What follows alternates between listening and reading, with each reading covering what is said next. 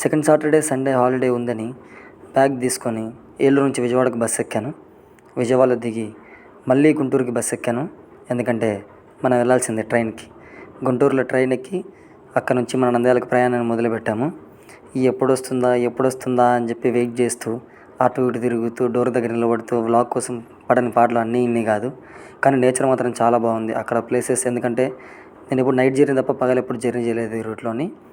ఈ సీట్ మనది కాదు, జస్ట్ వ్లాగ్ కోసం కూర్చున్నాను, జస్ట్ ఫర్ యువర్ ఇన్ఫర్మేషన్. అలా ప్లేసెస్ చాలా బాగున్నాయని చెప్పి ఎంజాయ్ చేస్తూ లొకేషన్ ఎంజాయ్ చేసి ఆ గ్రీనరీ గురించి ఆలోచించే లోపే మన ట్రైన్స్ గురించి మీకు తెలిసిందేగా, క్రాసింగ్ అని చెప్పి ట్రైన్ ఆపేశారు. ఇది ఎప్పుడు కదులుతుందో అని చెప్పి దిగి ఒక రౌండ్ వేసి అటు ఇటు చూసి కాసేపు ఆగేసరికి లక్కీగా ట్రైన్ కదిలింది.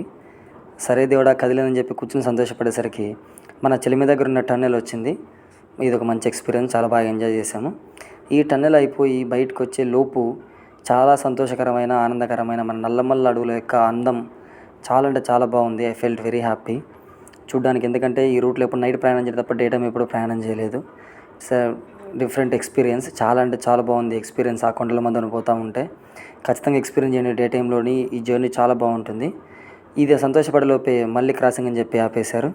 సరే ఇంక ఎప్పుడు కదులుతున్నారు అనుకునేసరికి తీసుకొచ్చి నంద్యాలలో ఆపారు. I'm feeling very relieved. కాసేపటికి నంద్యాలలో దిగి, ఇదే మా రైల్వే స్టేషన్, దిగి కాసేపు వెయిట్ చేసేసరికి మా అన్నయ్య వచ్చి పికప్ చేసుకున్నాడు.